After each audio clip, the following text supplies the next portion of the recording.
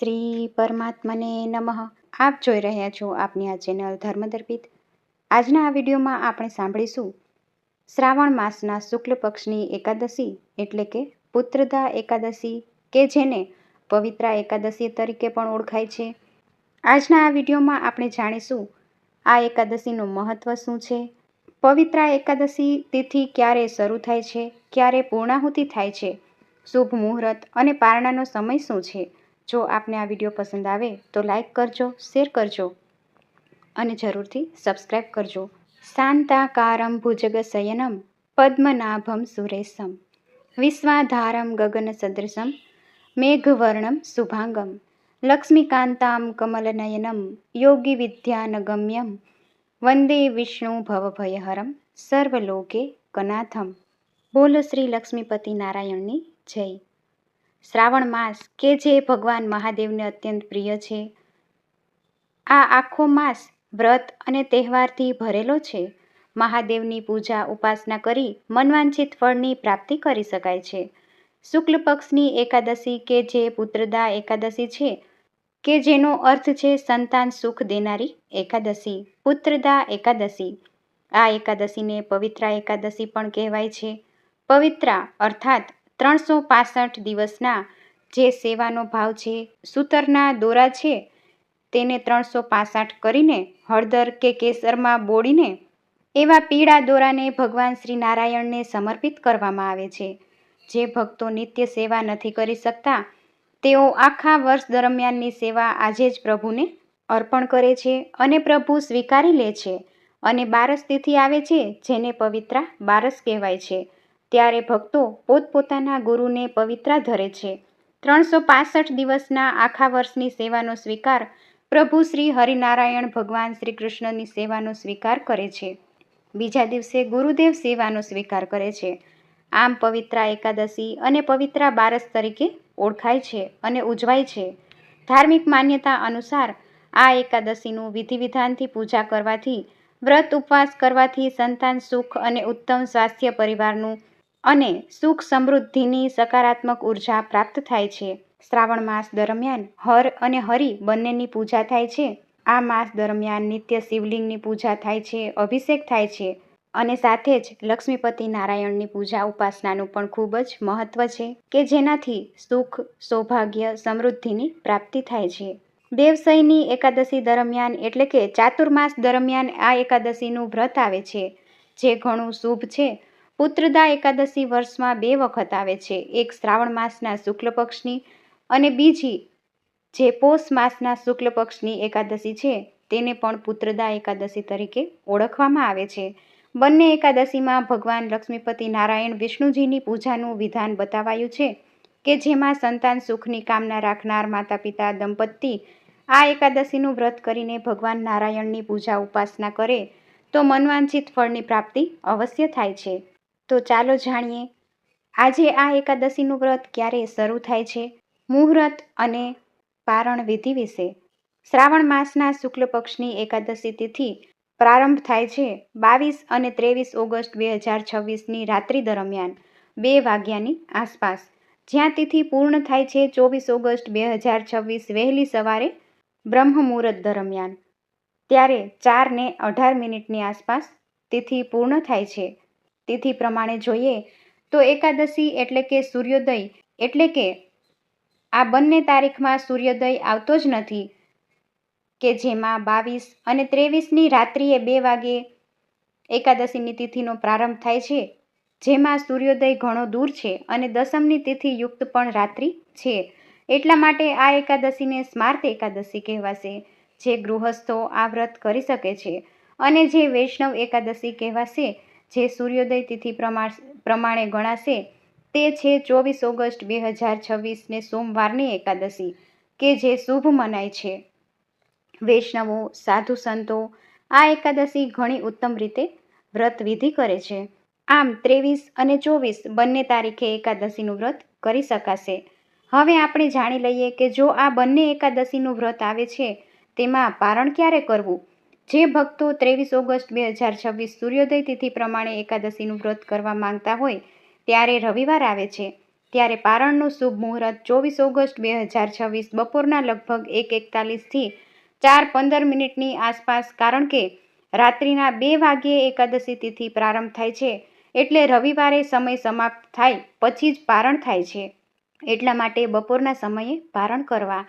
જે ભક્તો 24 તારીખે એકાદશીનું વ્રત કરવા માંગે છે તેઓ પારણ 25 ઓગસ્ટ 2026 વહેલી સવારે લગભગ 5:55 થી લઈને 6:20 આસપાસ પારણ કરી શકશે. દ્વાદશી સમાપ્ત થાય એ પહેલાં એકાદશીના પારણ થઈ જવા જોઈએ. એટલા માટે દ્વાદશી અર્થાત બારસની તિથિ સમાપ્ત થાય છે સવારે 6:20 આસપાસ. ત્યાં સુધીમાં પારણ કરી લેવું. પછી તેરસની તિથિ લાગુ પડી જાય છે. આમ એકાદશી બંને તિથિએ પડે છે. સાચી એકાદશી જોઈએ તો વૈષ્ણવ એકાદશી તારીખ 24 ઓગસ્ટ 2026ના દિવસે મનાવવાની રહેશે. એકાદશીના દિવસે ભગવાન શ્રી હરિનારાયણનું પૂજન થાય છે. ધૂપ, દીપ, નૈવેદ્ય, તુલસીદલ આદિથી મૂર્તિનું સ્નાન કરાવવું. જો ચિત્રમાં ભગવાન બિરાજમાન હોય તો સાદી સરળ રીતે સ્નાન વિધિ થાય છે. આમ પુત્રદા એકાદશી છે. ભગવાન શ્રી કૃષ્ણની ખાસ પૂજા વિધિ થાય છે. લાલાજીનું સ્વરૂપ હોય અને એમાંય જે ભક્તો ખાસ કરીને મનોકામના સંતાન સુખ પ્રાપ્તિની હોય, સંતાનની રક્ષા થાય એવી પ્રાર્થના હોય તો ભગવાનનું આ વ્રત થાય છે. વ્રત ન થાય તો કથા સાંભળવી અને મનોમન ભગવાનનું પૂજન અર્ચન પ્રાર્થના કરવી. આ ઉપરાંત આજે એકાદશીનું વ્રત હોય, ગાય માતાની સેવા અવશ્ય કરવી, પીપળાના વૃક્ષનું પૂજન કરવું, તુલસી ક્યારે સવાર ને સાંજ દીપ દાન કરવું. પુત્રદા એકાદશી એટલા માટે આ એકાદશી પિતૃને પણ સમર્પણ છે. પિતૃને પણ અર્પણ કરી શકાય છે, કારણ કે પુત્રદા અર્થાત સંતાન. આપણે કોઈને કોઈના સંતાન જરૂર છીએ. એટલા માટે પિતૃ નિમિત્તે દાન પુણ્ય, તર્પણ, શ્રાદ્ધ, પિંડદાન કરવું અતિ ઉત્તમ છે, જે બપોરે 11 વાગ્યા પછી કરાય છે. પિતૃ નિમિત્તે સીધો સામગ્રી બ્રાહ્મણને દાન દક્ષિણા આપી શકાય છે. આ દિવસે પવિત્ર નદી, સરોવર, તળાવ કિનારે તુલસી ક્યારે કે પીપળાના વૃક્ષ પાસે દીપદાન અવશ્ય કરવું. અને આ દીપદાન ઘઉંના લોટના કોળિયામાં સરસવના તેલથી કરીએ તો વધારે સારું, કે જેનાથી પિતૃની કૃપા પ્રાપ્ત થાય છે. આ વ્રત પૂર્ણ થાય એટલે અમુક વસ્તુ દાન દક્ષિણા અવશ્ય કરવી. આપણે જ્યારે પારણ કરીએ છીએ, પારણ અર્થાત એકાદશીના દિવસે આપણે સવારે જ સંકલ્પ કરીએ કે આપણે એકાદશીનું વ્રત કરવા માંગીએ છીએ. સંકલ્પને છોડવું તેને પારણ કહેવાય છે. બીજા દિવસે બારસના દિવસે પારણ કરીએ ત્યારે પણ દાન પુણ્યનું અતિ મહત્વ છે. આપણાથી જે કાંઈ પહોંચાય તે દાન પુણ્ય અવશ્ય કરવું. આ દિવસે જો બહેનો માસિક ધર્મમાં હોય કે ઘરમાં સૂતક હોય તો પણ એકાદશીનું વ્રત થાય છે, પરંતુ ભગવાનની પૂજા કે વિધિ થતી નથી. આપણે દાનનો સંકલ્પ કરી શકીએ છીએ. સૂતક પૂર્ણ થાય કે બહેનો માસિક ધર્મ 5 દિવસ પૂર્ણ થયે એ દાન પુણ્ય આપણે કરી શકીએ છીએ. એકાદશીના દિવસે આપણે બહારગામ જવાનું થાય તો પણ વ્રત કરી શકાય છે. આ વ્રત ભગવાન શ્રી હરિનારાયણને સમર્પિત છે, કે જેમાં તુલસીદલ પધરાવીને પ્રભુની સેવા કરવી એવી માન્યતા છે.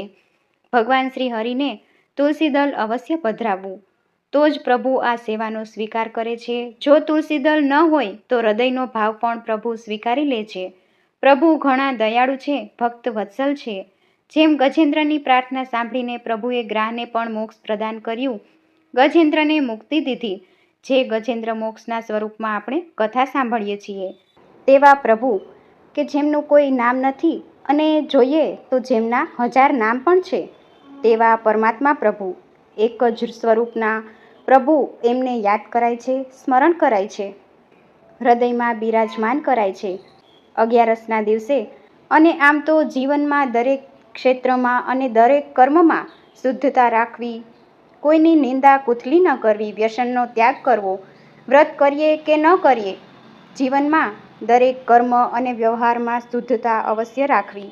મારું તારું કરવું નહીં, કારણ કે આ બધું જે છે તે પાપના ભાગીદાર બનાવનાર છે. આપણી આત્માને પરમાત્મા સાથે જોડાણ કરવા દેતા નથી.